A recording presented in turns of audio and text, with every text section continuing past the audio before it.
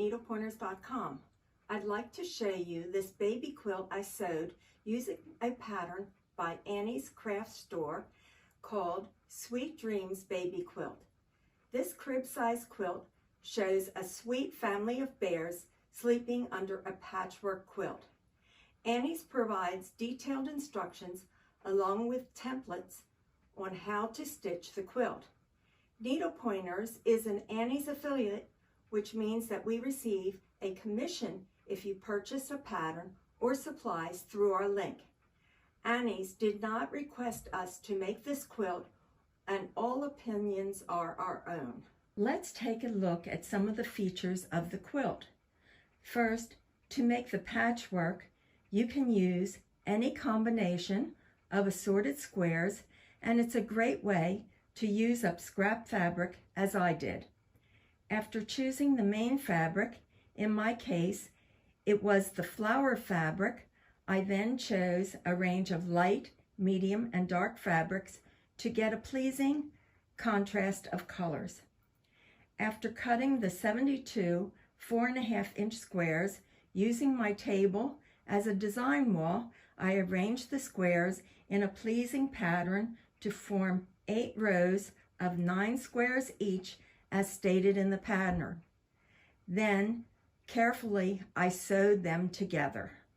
I used fusible web to adhere the bears to the fabric and then used the sewing machine to blanket stitch around them. I didn't fuse all the pieces at once. I decided that the bears I would have to start and stop too often if I put the paws on right away. So I began by fusing the head and ears and stitching around them. After attaching these pieces, the paws, snout, and nose were fused in place and blanket stitched in place. The pattern said to purchase 1.5 yards of fabric for the border fabric strips, and that these strips were to be cut as one long continuous border along the length of the fabric parallel to the selvage. I knew that cutting the border parallel to the fabric selvage meant that there would be no piecing involved, which I liked.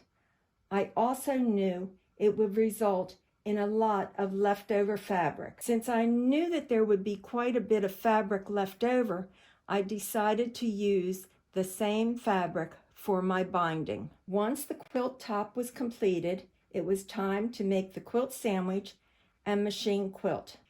In the applique bear section, I used echoing. In the border, I used straight line quilting with 2 lines close together.